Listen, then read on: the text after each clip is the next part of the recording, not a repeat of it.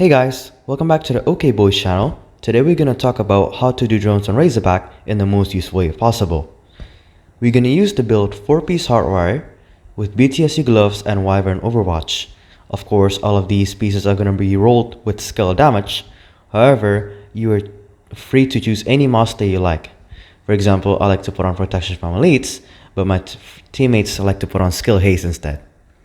For the weapons, we're going to use Scorpio, just so that we can proc that extra damage to Razorback whilst we're doing drones, and of course the Overwatch is so that we can take cover on the gens and give everybody extra damage. Some would suggest to use Glass Cannon instead, especially if you're a beginner. However, we think that it is quite useless and a bad habit because you need to start getting to Overwatch drones if you really want to help your team, and also start learning how to proc Scorpios and when to proc it. After you jump from the window, you're going to immediately get into the cover in front of you so that you can start proccing Overwatch. Then you can start doing cover to cover moves to your gen and then getting ready to do a countdown whenever everybody's ready.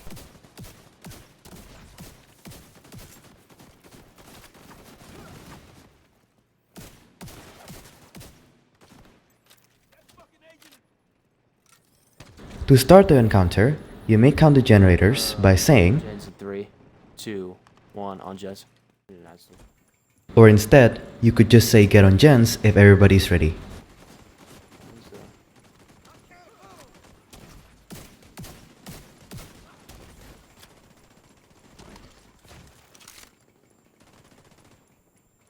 By this point, you should be having your crossbow equipped so that you're ready to shoot it at the crate. Then, you will jump, and then you will drop your hive to return the charge of the jammer so that you will have it for the next wave of drones. If you have time, you can proc Scorpio to Razorback so that everybody gains extra damage. However, when the next wave of drones comes in, you always have to prioritize the drones. Or else, everybody will lose future, and then they will need to heal them or they will need to put on a medkit. If you're like me, I like to do fast gens, so what Whiteout decides to do in this run is that he counts the gen immediately after the second mortar.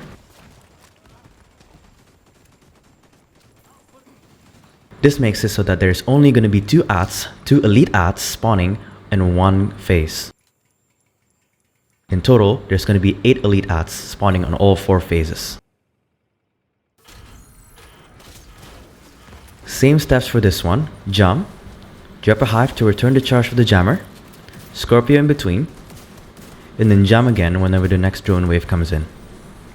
Sometimes, if your team is quick enough with the damage to Razorback, you will not have enough time to pick your hive back up before coming to the middle. So instead, what Whiteout here did is that he left his hive on the gen and then pick it back up when he steps back inside. Now, Whiteout is going to throw the restore hive so that he can overcharge later on during the phase. Reason why we do it on the third phase is because usually if you do full damage on all the other phases before this, by the time you get to the third phase, you will destroy one side's criticals. This means that if you open the other side and shoot the other side after one of the criticals are fully destroyed, you will immediately close Razorback.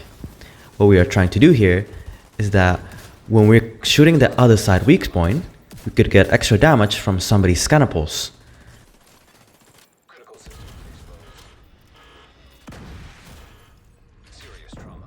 Three, two, one on Jets. Then for the last phase, of course, you're going to continue doing the drones as normal.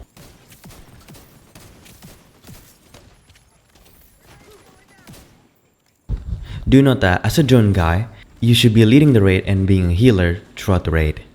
Also, while you're assigning positions, it is suggested to have a very powerful ads person to guard you.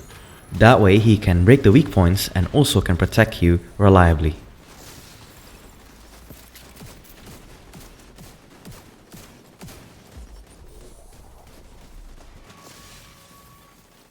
It is also important again to proc Scorpio to Razorback. That way all of your team's damage can be amplified by 20%. Missile turrets activating. What Whiteout did here is a little bit extra, but sometimes I also do this. So basically he switched to an Acosta go back and a scanner pulse. And of course, assuming that he hits the scanner pulse at the right time, whatever SAM is currently active, Any people that shoots those SAMs will gain a 15% amplified damage.